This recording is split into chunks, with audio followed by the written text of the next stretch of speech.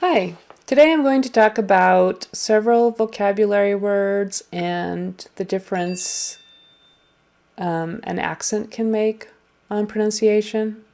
So then, let's see. Nausea is an interesting word in English. Actually, it's really pronounced nausea with more of a Z. Nausea.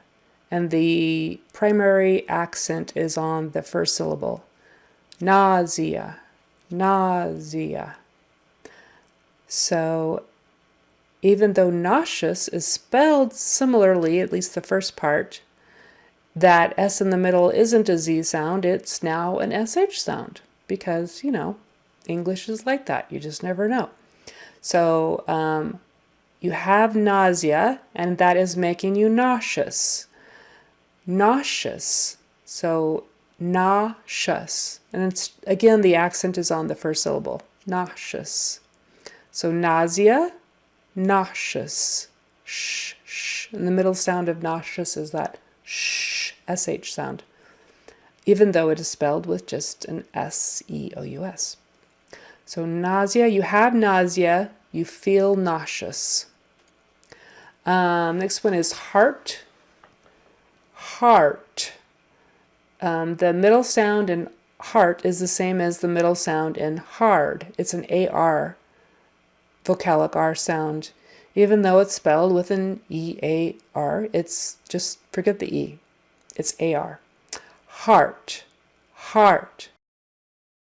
And the AR sound is, you're going to start with the ah vowel. Ah, which is kind of a short O sound, ah, and then your tongue moves back and up for the R. R, R. So heart, hard. Those both have the same middle AR sound.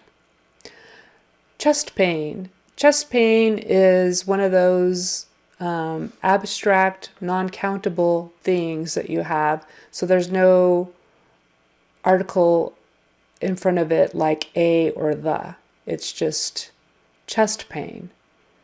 You might say, do you have any chest pain? Or do you have chest pain?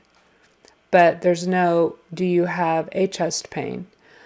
Also, sometimes if you are in the habit of putting an after the V and have, do you have a water? Do you have a chest pain? Do you have a this? In English, there wouldn't be any of that at the end. So what you would do is put a mental block, a little mental stop sign after the final V in have, and just pause. Do you have chest pain? Do you have water? Do you have family? Just make a little stop there so that you're not tempted to run it all together with an Do you have a water? Do you have a family? Do you have... It's just have. Stops right there. Do you have chest pain? Do you have water? Okay, let's see. Hostile. H-O-S-T-I-L-E, meaning not friendly. You say it the same way as H-O-S-T-E-L, hostile. So that T-I-L-E, for some reason, even though there's an E on the end, we're not making that I a long I. It's just hostile. Oh. It's one of those funny English vowel sounds at the end that isn't. It's kind of a lazy pronunciation that has become the norm. So hostile. Hostile forces were attacking the village. Hostile. Yawn, Y-A-W-N, like yawn. That A-W in the middle, you pronounce it like a short O. Ah. So, yawn. And forget that there's a W there.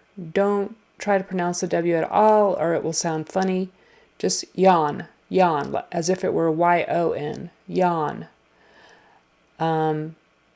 If you do anything at all in between the Y and the N, it might sound funny. So yawn, yawn. You can't move your lips or anything at all. It has to be yawn, yawn. Just straight up and down, yawn. And your tongue comes forward for the N.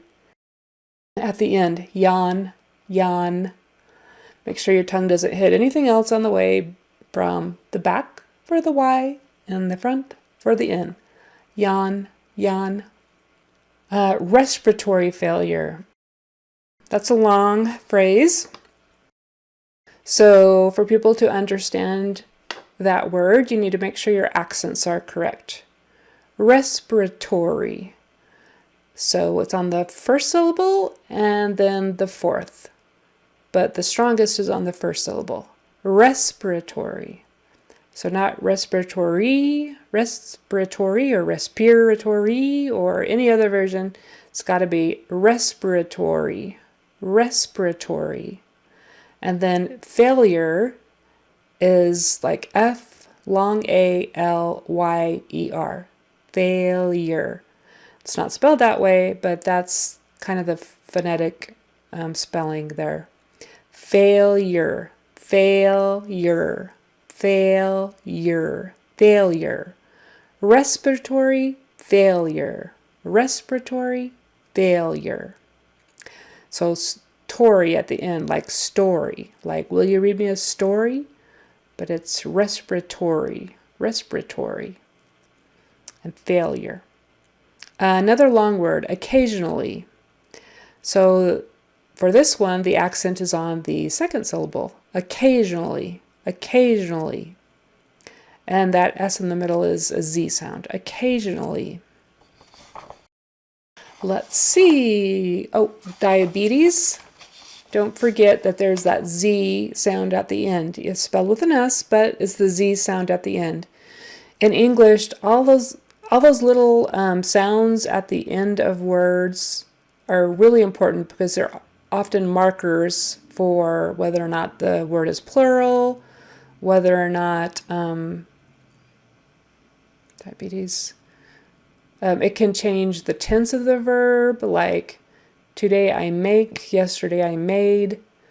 All those sounds at the end of the word are very important, so it's something you have to get right in order to be understood. So diabetes instead of diabetes, friend instead of friend. Also, speaking of accents, like on the previous word, occasionally, if you don't have the accent on the right word, people will misunderstand you because some words are solely dependent on the accent. For instance, present, as in we live in the present, we live in the here and now, or I give you a present. Those are both pronounced the same way and spelled the same way, present. But there's also a word that is spelled the same way as those two, present. It is spelled the same way, but you say it present. So you change the pre to a pre and put the accent on the second syllable. Present. I will present you my talk on accents. I don't know. Present. I'm going to present my friend so-and-so to the board. Whatever. Versus present. Present, present. Or, for example, desert. I live in the desert. There's lots of cacti. There's lots of jackrabbits, whatever. Desert versus dessert. Similar sounds, but the accent is on the second syllable, dessert. It's also spelled with an extra S. But so remember that. And fluid.